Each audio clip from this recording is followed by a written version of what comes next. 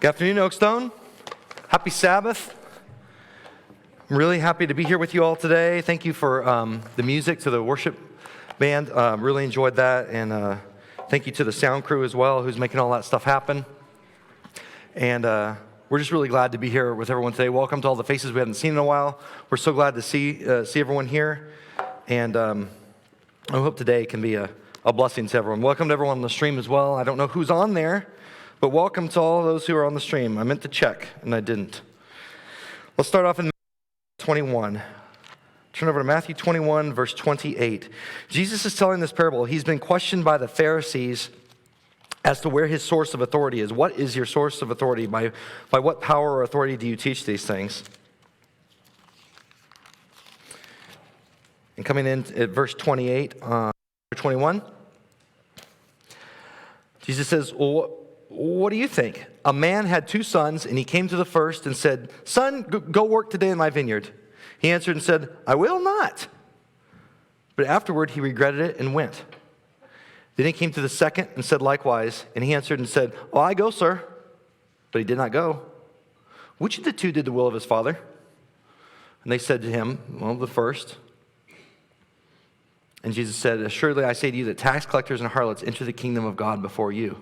The implication is that the Pharisees were, of course, the latter, the one that said, "Oh, I go. I do your work. I serve you. I work in your vineyard." And, of course, they did not go. So Jesus uses these parables, right? He teaches all these different lessons in parables and analogies, and there's value in that. He uses these examples and stories that we can relate to, we can put in our daily lives. And so today I want to use that, but I want to do it and explore the relationship that we are to have with God, sort of take those same two parties that Jesus was telling the parable about, saying those who said, "I will not go," but then had a change of heart and went. And that those who say, "Oh yeah, I'll serve you," and then went, but didn't really go, didn't really serve him, didn't really do the work. So I want to compare and contrast those today through a story of two different dogs. Okay? We all have dogs, we all have pets, or most of us have dogs or pets, some form of pet. Some of us have cats. You wouldn't be able to do this message with cats, trust me. A cat is just like, "Yeah, I don't care." And he's gone, or she's gone, and she kind of comes and goes when she pleases. That's what a cat does. So we can't really use cats for this, so we are going to use dogs, because dogs are very special creatures. And so I want to tell a tale of two different dogs. The first dog's name is Ellie. These are both true stories, by the way. The first dog's name is Ellie. Ellie is a good-natured blue heeler mix. Ellie came from, what I can tell, a loving home. She belonged to a veterinarian who took her in and who cleaned her up. She was loving and she was extremely friendly. But after several months of being in this veterinarian's care, this veterinarian spayed her, gave her the shots that she needed to go from being a stray dog to a well-cared-for dog. The dog had a beautiful place out in the country. The dog had other animals to socialize with and fellowship with out at this country home where this veterinarian lived. But for some reason, she decided to leave. We came across Ellie when she came down our road and came to us. And she was friendly enough. She came and became friends with our kids, became friends with us. And we took her in, we cleaned her up, and we gave her a new name. She became named Lucy. Lucy means light. Lucille means light, of course. It's the same, light bringer. Lucifer, light bringer. So Lucy means light. We like to think that she brought light to our family. Really, we called her Lucy because we found her on the loose. Okay, so that's why she was called Lucy. And we welcomed her into our family. We had this vision for Lucy. So Lucy was to accompany the kids. We had the roles we had intended for the dog in our family. We wanted her to accompany the kids when they went outside, to keep them safe, to be the first line of defense whenever there might be coyotes, because we live in the country, of course, as well, down the road from this veterinarian. We live where there are snakes. We live where there are other dogs that might stray onto the property. We live where there are any multitude of different things that could hurt the kids if they're outside, or the family. We've come across hogs before, and we wanted a dog that would be the one to jump in front and to take care of the kids. Basically, to herd our sheep, our version of the sheep that we had. She used to help guard the other farm animals. We have chickens. Y'all may or may not know that. If you've heard me talk more than 5 seconds, you know that we have chickens. And here, we checked the box of the time in the sermon where Justin mentions the chickens, and we can move on. So,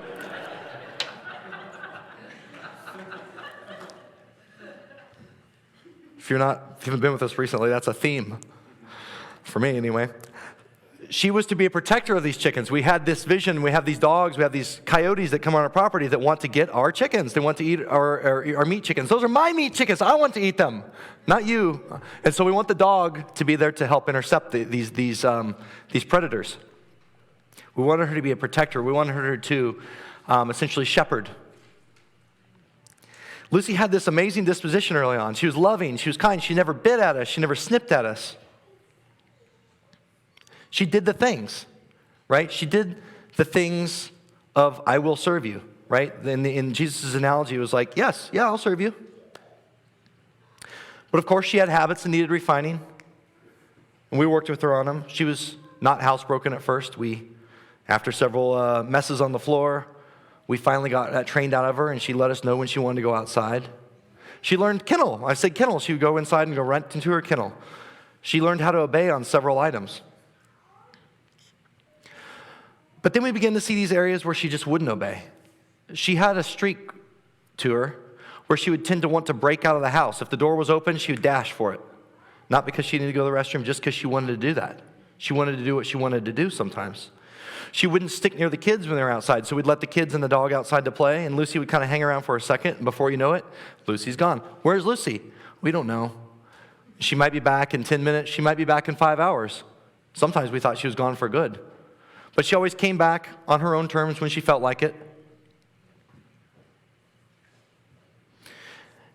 In her own little dog way, it's like she couldn't buy into the vision that we had for what she was supposed to be doing as a part of our family.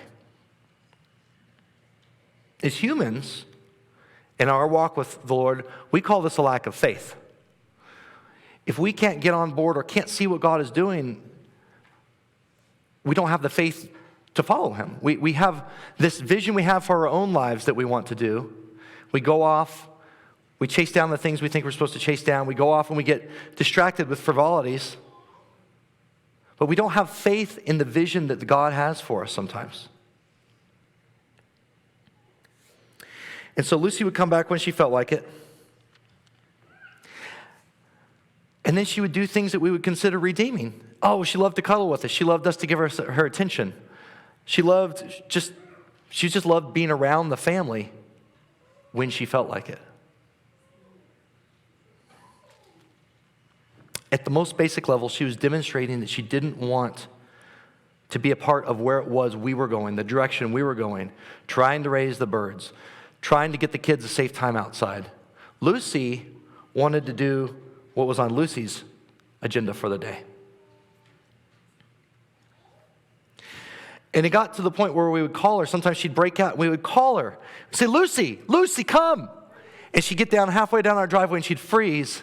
And she'd look back at us. And you could tell she was like stuck in the middle of this decision. Will I obey or will I go? Sometimes she would obey. But other times she would get this wild look in her eyes and she'd be gone. She was rebellious. She'd go off to do her own will and her own pleasure. And so, we began to lose faith and trust that Lucy would do the right thing. We continued to work with her to some extent. We continued to love her, but she wasn't trustworthy. She wasn't what we needed in our little farm kingdom. She did not have the vision that we had. And it's like she didn't believe in what we were trying to communicate to her. Let's go to Hebrews 3 and verse 12. As we go through these analogies, I hope you're already doing this, but please be thinking of where we align on this, because of both dogs, there are parts of our lives. We may find ourselves in both dogs' shoes, or paws, or whatever, but we may find ourselves aspects of each analogy where we find ourselves in our walk. And let's just be honest with ourselves here. Let's be honest with ourselves and honest before God where we find ourselves, because He already knows.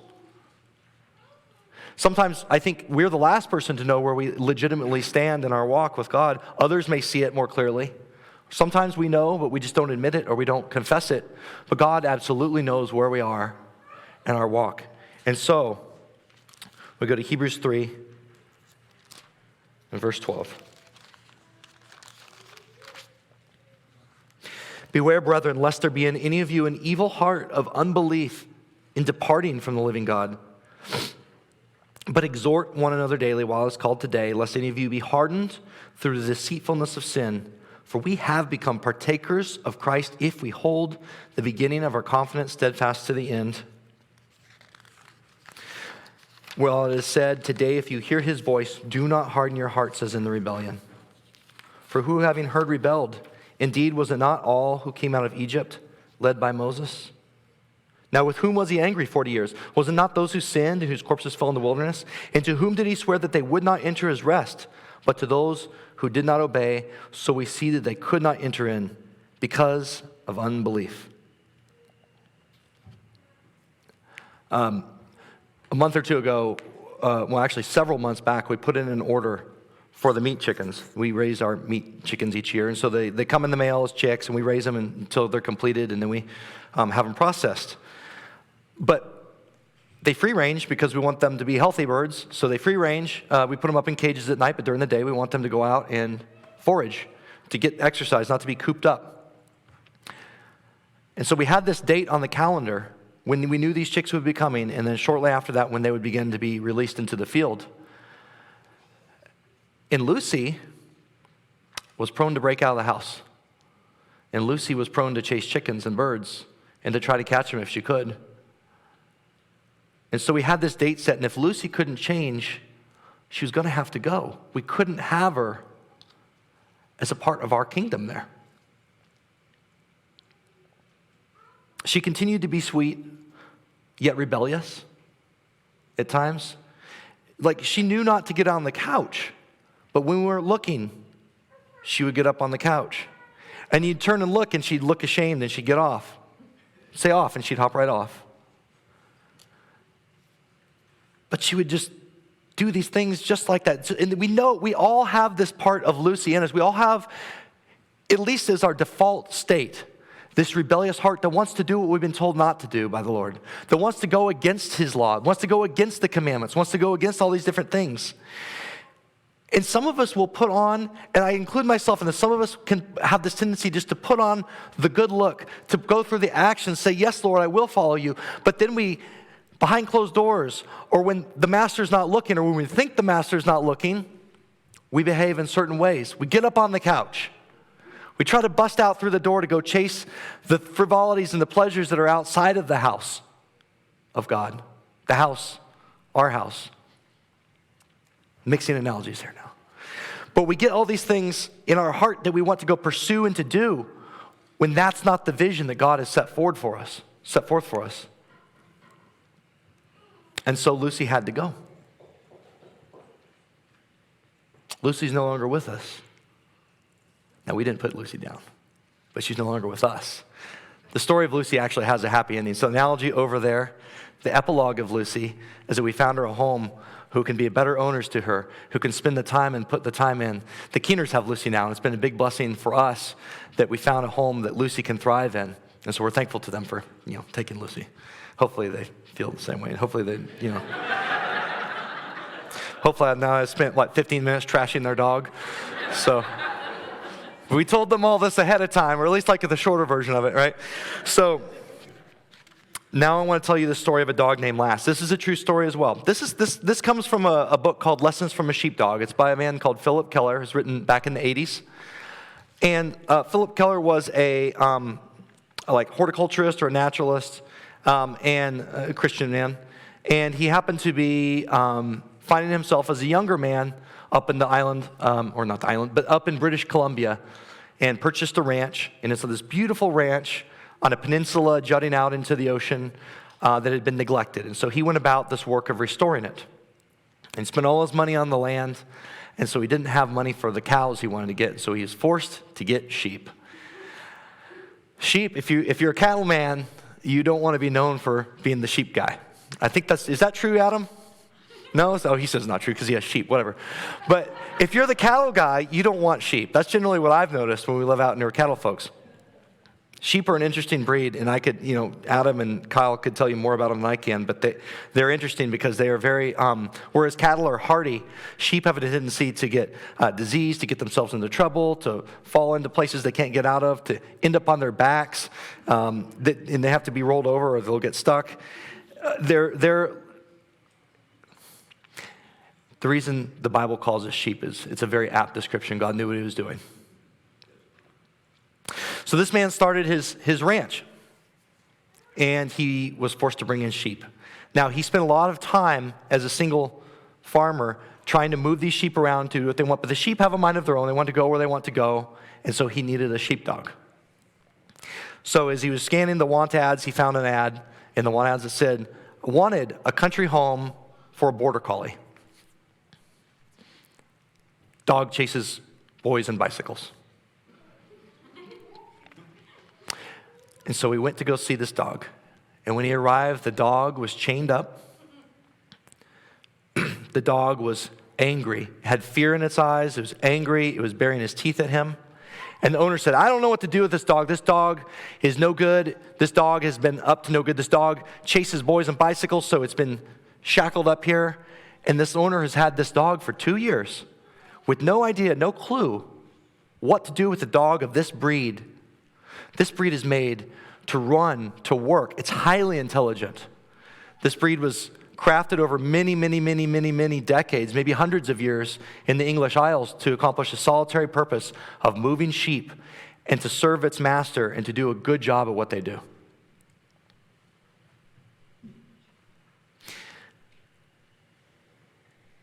But this master had no vision for her life. This master had no purpose for her, had no work for her. Instead, she received shackles. She was belittled and diminished. She only received wrath. She did not receive love from this owner.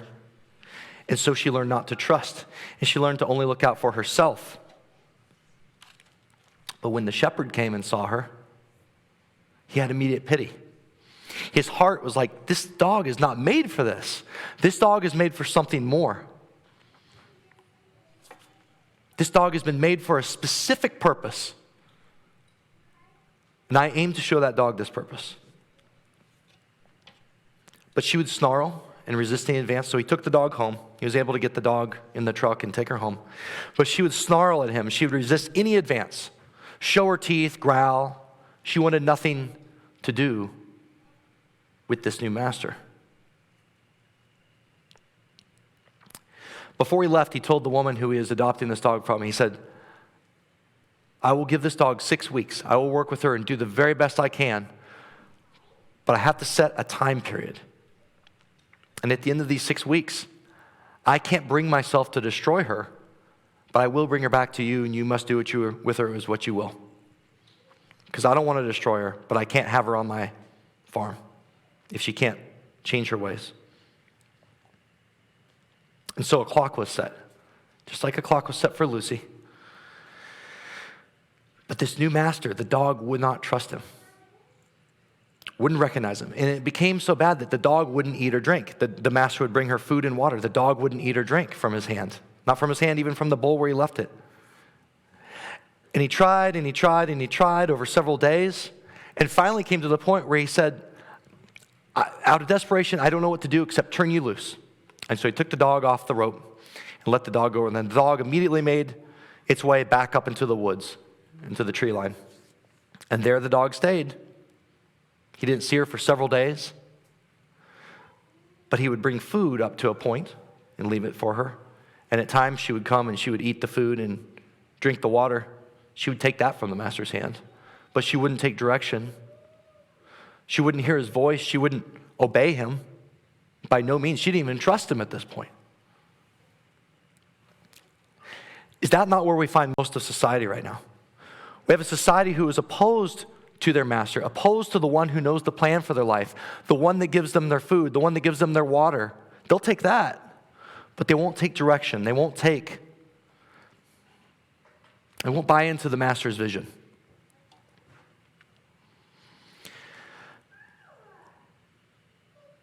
And we get so twisted in sin as humans that ultimately we get ourselves in shackles. Recall that this dog had been chasing cars and children. It was an immediate result of her own actions that had put herself and landed herself on a chain, shackled up, not able to pursue the things or to go in the way that she was supposed to go.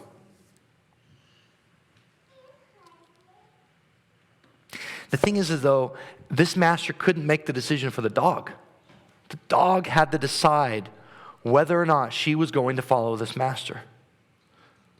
So it is for us as humans too, right? We have to decide, if we haven't already, and even if we have, sometimes we need to refocus and recommit and redecide. Which master will we follow? You will be shackled to one master, or you will be free with another master. These are legitimate. This is a binary choice. It's the only choice that this dog had. It's the only choice that we have in this life.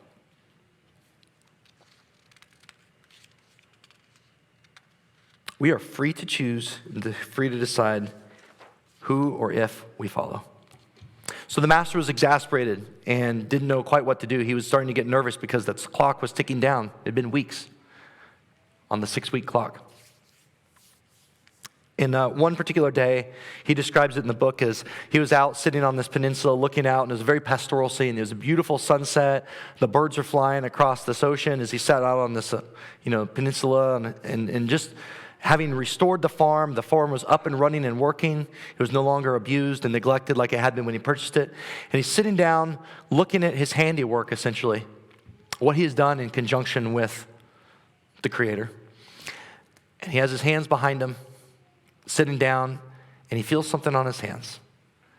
And it's the snout of the dog coming up and starting to nuzzle his hands. The dog had chosen to come to him, so now their walk could begin. He had something he could work with. And the master describes it in this book. He says that he felt such overwhelming joy. It was this enthusiasm that he could not have fathomed. And so it is when a human repents. This is explaining why there is such joy in heaven whenever one sinner comes to repent. The Bible says in Luke 15:10, likewise I say to you, there is joy in the presence of the angels of God when even one sinner repents. This is where that joy comes from. God is pouring into us. He does not want us to be lost or to fall along the way or to not achieve the purpose He has made us for. And so there's rejoicing when we come to Him. We have to be the ones who decide to come to Him. Yes, He can call us. He can ask us to come. He can put out the things that would draw us to Him. But we have to decide. He gives us that choice. He gives us that free will, just like the dog had here. And so the master had overwhelming joy that this one had turned and had come. This dog soon began to understand that there was one in his life, her life now, a new loving person, and she came into his home to live there. She knew that she had someone to follow and someone in whom she could have mutual trust. She'd somehow come to that realization, maybe by observing him. The thing it says in this book that led this dog to the masters, when she began to see, the thing that began to change is she began to see sheep. He would, out of desperation, I forgot to mention this earlier, he would move sheep from a paddock near to her. And then she began to perk up because this was what she had been made for, what she'd been bred for, was sheep. And she said something probably latently deep down inside her little dog self, saw these sheep and said, that's what I should be doing. I don't know how, I don't know what, but that's what I should be dedicating my life to, is the pursuit of these sheep, the herding of these sheep, the doing of whatever it is you do on a sheep farm. I guess you raise sheep. But that was the catalyst that began her change in heart towards the master. Now that can be a different thing for all of us. Each of us, when we come out of the world, whenever someone comes out of the world, they can have a different catalyst that triggers something that brings them to the Lord. Y'all can all probably tell stories or testimonies of what it was that triggered it for you. We each have our story. It's worth sharing. Because you never know who will identify with the story of what brought you to the Lord. You may think your story is not significant. Maybe it didn't involve explosions and you laying there dying on the ground before God came to you and pulled you back up and resurrected you and breathed life into you and said, come follow me. And you're like, yes, I will. Maybe it doesn't look like that. But maybe not everyone's looks like that either. And they need to understand how you got to know the Lord so that they also can. And so this dog, she now, something latent inside of her came alive, and she knew she had to follow this one. She had found the courage to let go of this liberty she thought she had and to put her in the hands of one that knew what to do with her, knew her purpose, knew how to care for her.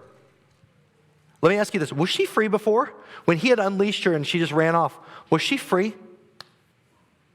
Like, in a manner of speaking, yes, she was. Just like Lucy would take off. In a manner of speaking, Lucy was free during those hours that she was gone. For those of you who joined us late, Lucy was our dog. This is a story about two dogs. So we're on the good dog now. Lucy's a good dog too. But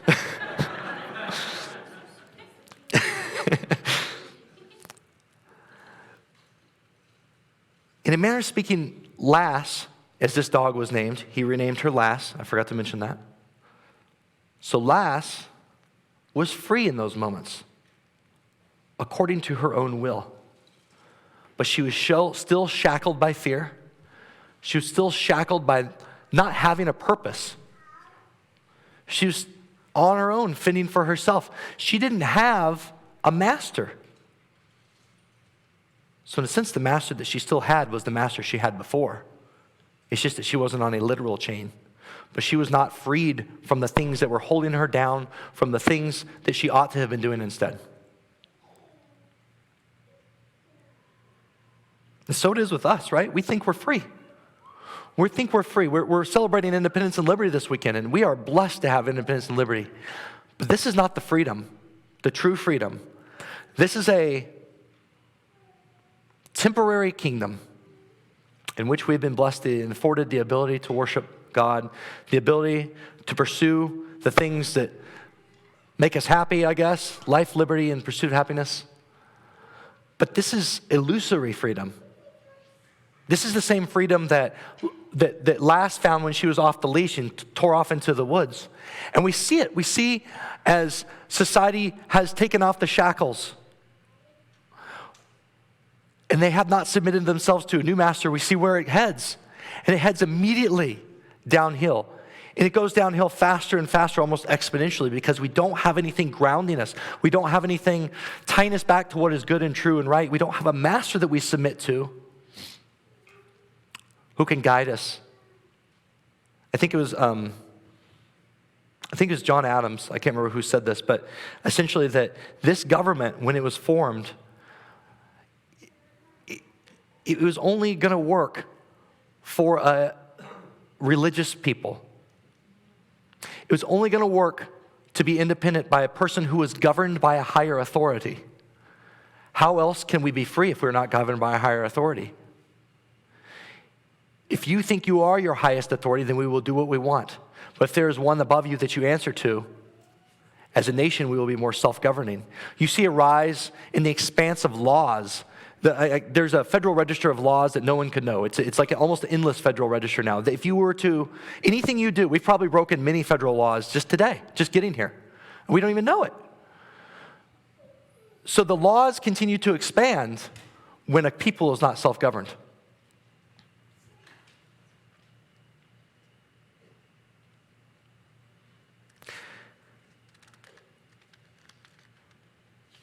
And so, humanly, we misconstrue what is real liberty. Real liberty is found under the hand and in the household and under the authority of our Master, the Father, under our Master and Lord Jesus Christ. It's the only place you can find liberty. You can look and see the demonstration in society of what happens when you cast those off. These people who say they're free, they are not truly free. They pursue new innovations. They pursue new forms of unrighteousness as they seek worth and meaning because they have gone away from the true things that they're meant for and created for. Back to the analogy.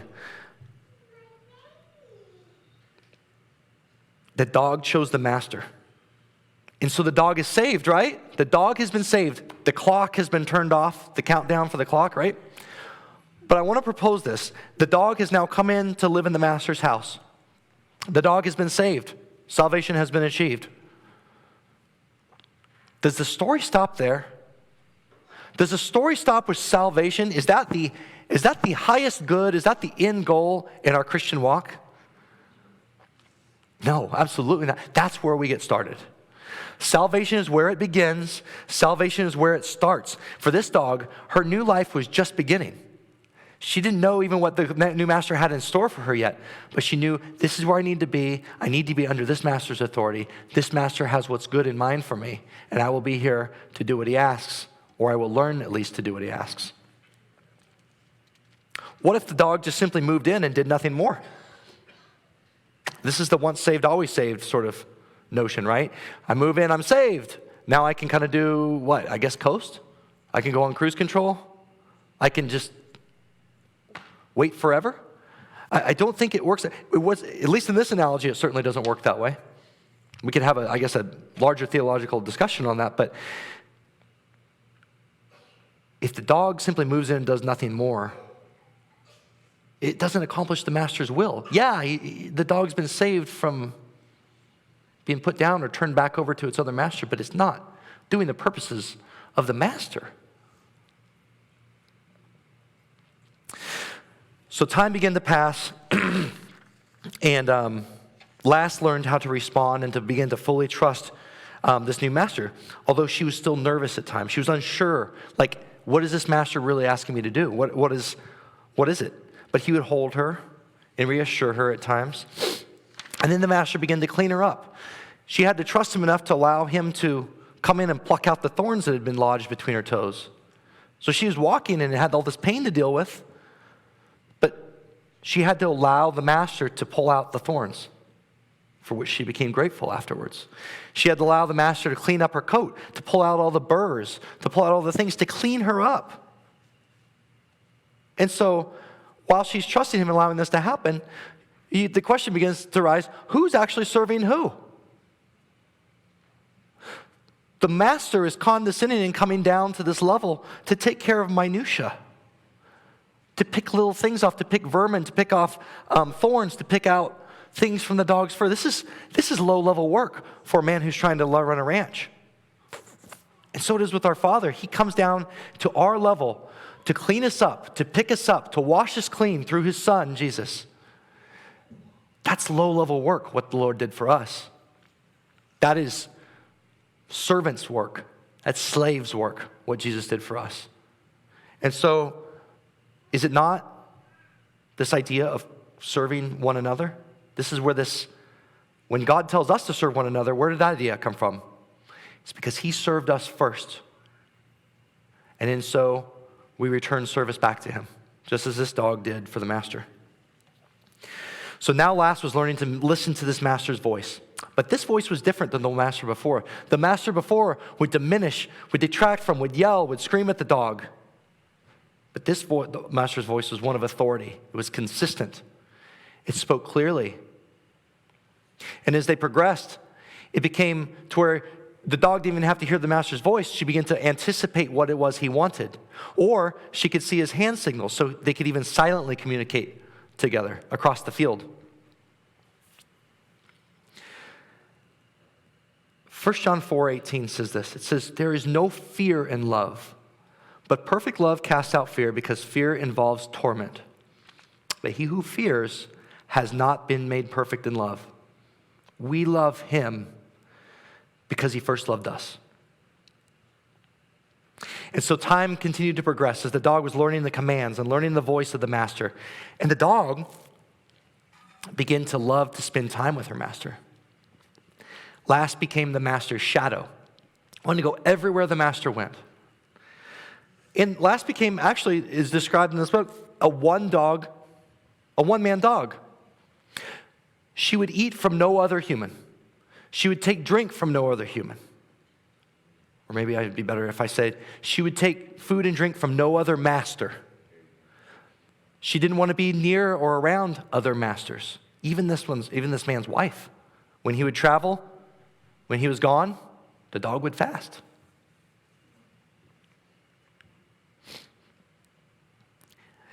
And so as the dog began to trust the master also began to trust the dog. Why? Because the dog was doing the master's will. And in fact, the master put so much stock into this dog, so much responsibility in this dog as she grew in her skills and grew in her obedience and grew in her faith and her trust in him, that it became that the whole operation of the ranch hugely hinged on the success or the failure of what this dog did or did not do. If this dog doesn't obey,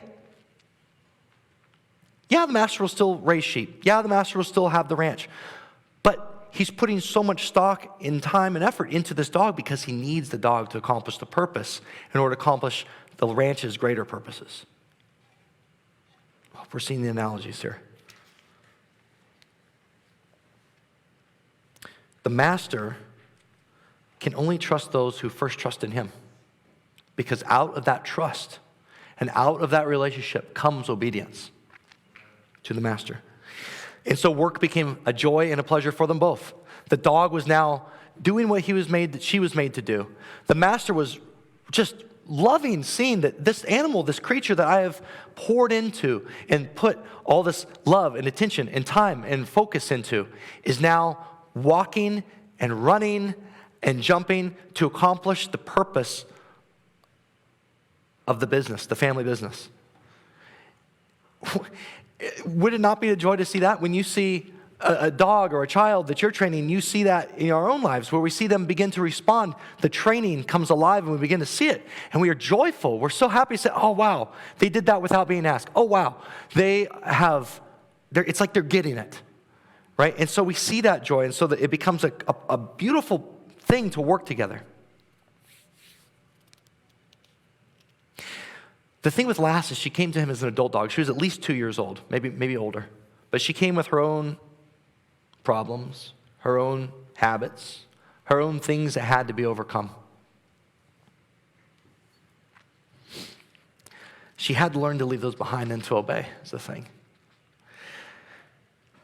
But she did. And as time went on, she gained notoriety with the town folk who had been observing her work. They would actually come out to the ranch to watch her work because she did her work for the master with such enthusiasm, with such joy.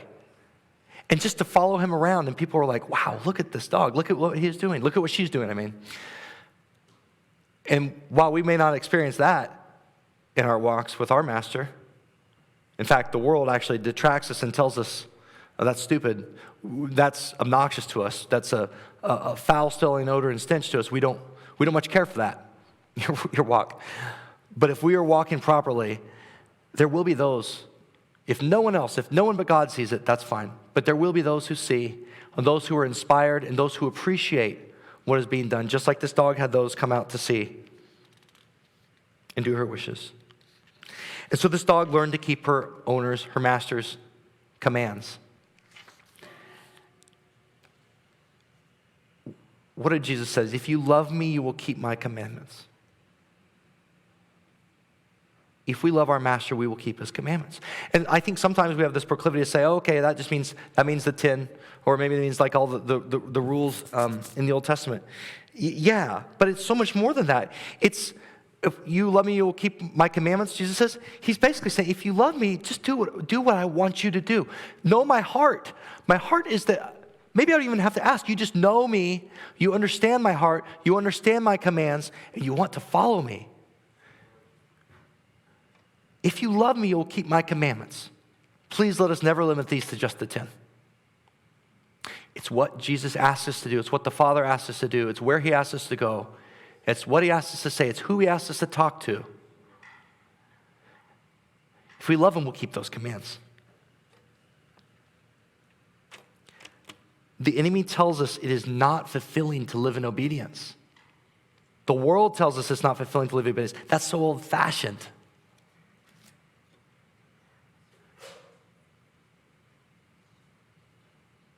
But is it? Is it? Again, if the world presents to you a third view, other than the fact that you are slave to sin or you are slave to God, let it be known that that is a lie. And in fact, so often we lie to ourselves about that. We convince ourselves that we can We can be a slave to the good master, but we can put ourselves in situations and scenarios where we want to go back to what we've had before sometimes, right? But the dog, we can learn from this dog. This dog loved and appreciated what the master was doing and wanted to obey. Psalm 40 verse 8 says this, I delight to do your will, O my God, and your law is within my heart. When we put God's law in our heart, this becomes part of us. It becomes part of what we want to do. When he gives us a new heart, a heart of flesh, not of stone, we begin to change our desires. And that, to be very frank, that does not happen overnight, or that does not just happen magically when the Spirit is given. It still is a daily struggle. Paul still spoke of his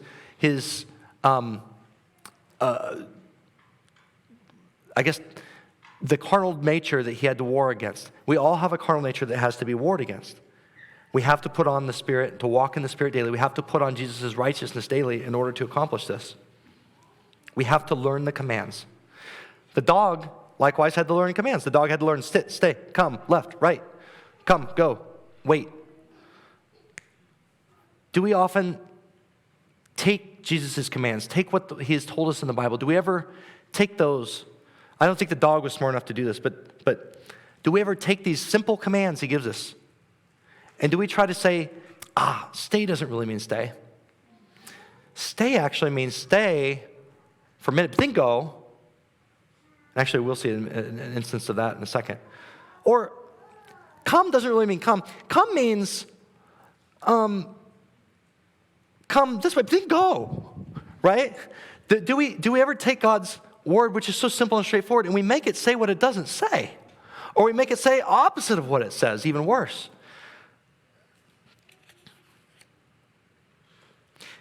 And so, last, begin to see tests. Because sometimes strengths can be weaknesses. One of this dog's strengths was that she wanted so badly to be near and with her master that the dog basically developed a really bad case of FOMO. The fear of missing out, the FOMO, right?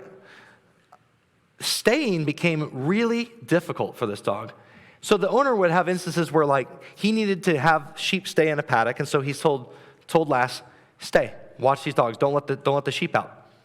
And so he had to go attend to other business on the ranch, and when the dog was supposed to stay, he would come back sometimes and find that the dog hadn't stayed. The dog didn't have the vision that the master had, didn't see the larger picture, and didn't take the master at his word. If the dog could have understood the larger picture, I'm sure the dog would be like, okay, it makes sense why I'm staying here. But sometimes we're not given a reason. We just have to have faith and trust in God that what he tells us to do in his kingdom is the right thing for his kingdom at that time, is the right thing for us in our lives at that time. And so the master would come back and find Lass gone sometimes. And the master was so disappointed. And the master had to stop what he's doing, go regather all the sheep that had escaped, and start back at square one with Lass. This lack of obedience, it just demonstrates, when we do this, a lack of trust, a lack of faith in God's purpose, a giving over to something that we want more than what it is we know that God wants for us or is asking us to do.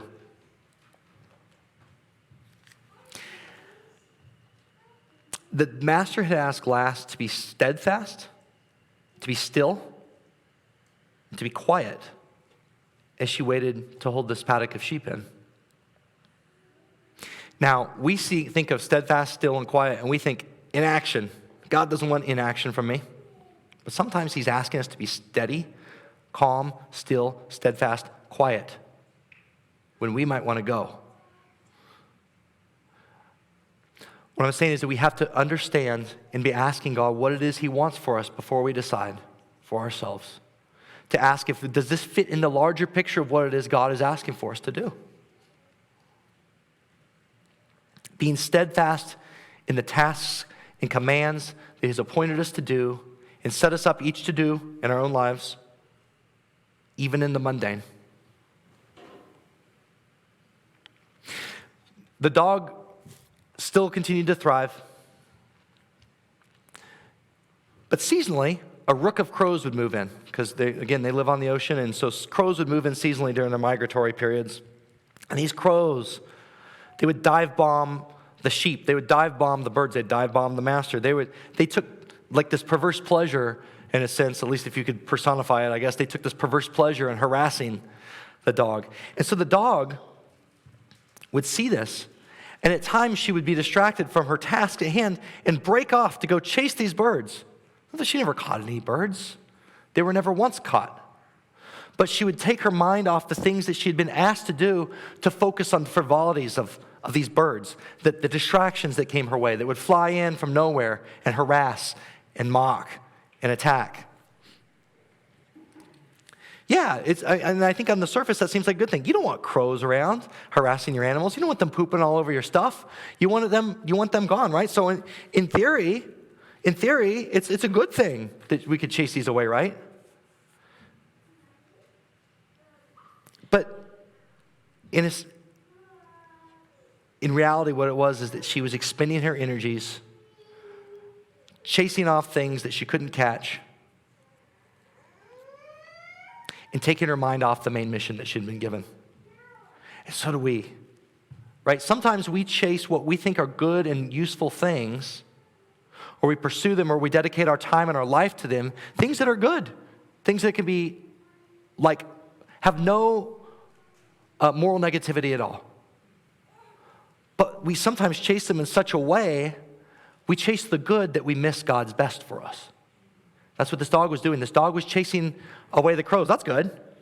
But she was missing the larger purpose, the best things that the master had for her. The master regards faithfulness over flash or over show. Because she did put on quite a show chasing these birds. She would fly through the air, leap. She had an incredible show of speed and leaping at them. And the master couldn't help but almost be impressed. But they had to remember, that's not my main purpose for this dog. That's not accomplishing the work we set out to do today.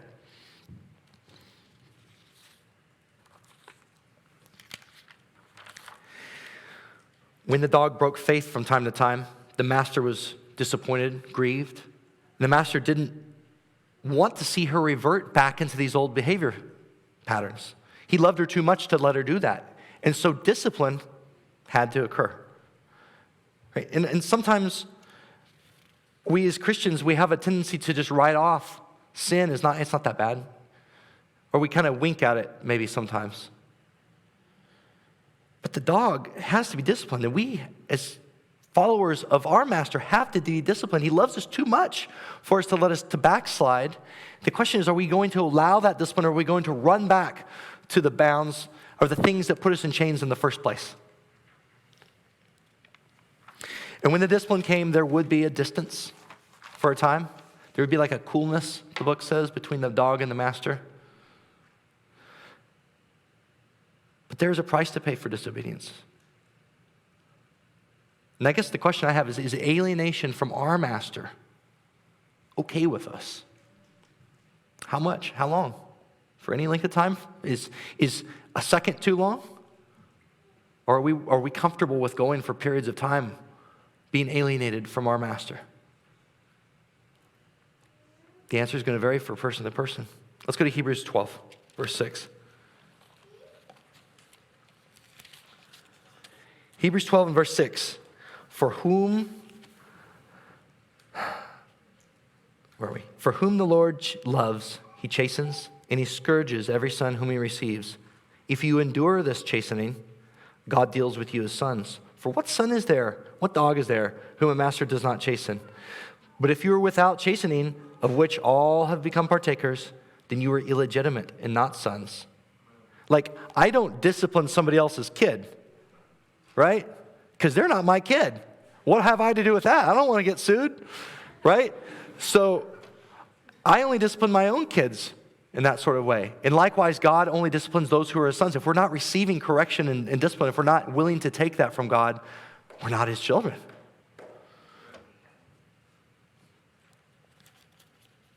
And so there can be restoration. He chastens so that he can restore. Let's pick it back in verse 9. Furthermore, we have had human fathers who corrected us, and we paid them respect. shall we not much more readily be in subjection to the Father of spirits and live? For they indeed for a few days chastened us as they seemed best to them, but he for our profit, that we may be partakers of his holiness. Now no chastening seems to be joyful for the present, but painful. Nevertheless, afterward it yields the peaceable fruit of righteousness for those who have been trained by it. And so we can have restoration. We can have joy again in his fellowship and coming back to do his will. And so it was with the dog. The dog understood when it had done something wrong. The dog understood that the master wasn't pleased with her. And so when she came back and finally the master said, "It's all over now, girl. It's all good. We can be friends again. I love you." There was a huge amount of joy on both parties. Neither party enjoyed the punishment. Finally, this dog moved into the phase of her service where she found that she was available for anything. I mentioned earlier that sheep can get tangled up.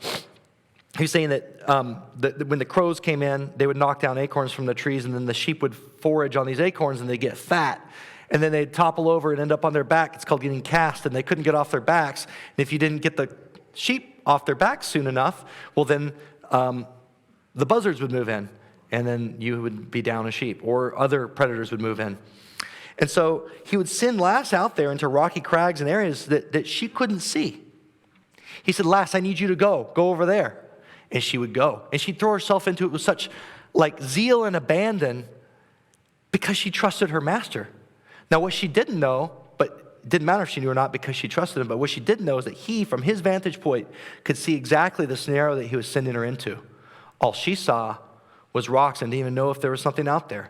But she threw herself into it. And she would come back sometimes with cuts, with thorns, with briars. She had to go throw herself with zeal even into dangerous situations. Yet she went gladly because she had a trust and a faith and a purpose in her mission to her master's work. She went out to save these sheep and to do what's best for the ranch. How willing are we to do the same thing? To say the master says go, and we say, "Yeah, absolutely, I will go." And we will go, not just go to do something that's simple or straightforward, but we'll go and do something that's dangerous. Or maybe we'll go into tough spots. Or maybe we find ourselves not wanting to do those things. Maybe we find ourselves, man, that's an awkward spot. I don't know if I can go in. It's a little awkward. It's not just dangerous. Maybe it's tough. Well, that's awkward. I don't know if I want to do that. Or I guess I don't want to do that. It's mildly uncomfortable.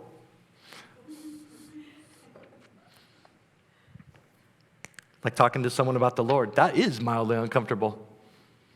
When people are coming out as some different gender than they believe they are, it's going to be real uncomfortable. We just had a neighbor girl that we had in our old home just came out as a he. We just learned that yesterday. It's just heartbreaking to see this little girl. She was a little girl when we lived there. Now she's an adult pursuing this lifestyle. Is it my job to talk to her? The human part of me says, absolutely not. But while everyone else is applauding her, should she be surrounded by a cloud of Christians, a crowd of believers who will tell her, "This is a lie. You're pursuing something. We love you too much to not say something." That's awkward. That's difficult. Pray for me that I would have the words to do that. But I do feel like I should. And I think we all should be able to stand up for what is right and good and true whenever people go astray. Whenever there's awkward things, whenever there's dangerous things, we throw ourselves into that service of the Lord with such abandon. But we do it with humility. We do it with love. If we're beating people over the head with the Bible, we're doing it wrong. Amen. Most times. Amen. Are we willing to give up our own wants, our desires to do the master's bidding? A better question is, are we making the master's desires and wants our own? Because then when we're aligned in purpose, it's like, who cares about all the other stuff? It's not a matter of choosing at that point. It's a matter of, I want to do my master's will because I have seen his heart. I see who he is. It's beautiful. I see the purpose he has. It's wonderful. This is the direction I want to go. And man, it sounds easy on paper. Sounds easy to say that up here, but it's the choice, and that's the simplicity of the gospel, is we get to choose these things. It's just harder to do them, but we have to remind ourselves of these things. And so the dog became a friend to the owner, to the master. Are we in a place where we would legitimately call ourselves friends of God? I can't say to myself that I would feel comfortable calling myself a friend of God. I want to. I'm not sure I can say that, though. I think we're all at different points in our walk, and maybe, praise God if any of us can say that. That is a blessing, and I hope we do have those who would say that. But it requires us to be submissive and to find full faith in that master. And as we've gone through this, we see this transformation. We see a transformation in what the master is capable of doing. He's capable of taking someone who's opposed to him. And as long as he has something that is just somewhat compliant to work with, he can completely transform and turn around a dog, turn around a human, to where it's no longer just an adversarial relationship. It's one of friendship. It's one of knowing each other's hearts. The master loves the dog's company, and the dog loves the master's company. The dog wants to go where the master goes. The master makes a purpose and a way and a will for the dog. This is fellowship. This is relationship. This is what we've been called to. It's based on faith. It's based on obedience. And when we have a complex life and a complex world around us, we can use stories like these, the simplicity of a little dog who wants to follow her master to the very end, to do whatever he says. And maybe we learn from things like that, because the gospel needs to be no more complicated than that. Christ made the gospel a simple thing, simple enough for children to comprehend it. We need to do no more than that except for yield ourselves to the master, to follow him, to have faith that what he says is good, to obey him, and to do nothing more than that. Let's praise him and worship him now.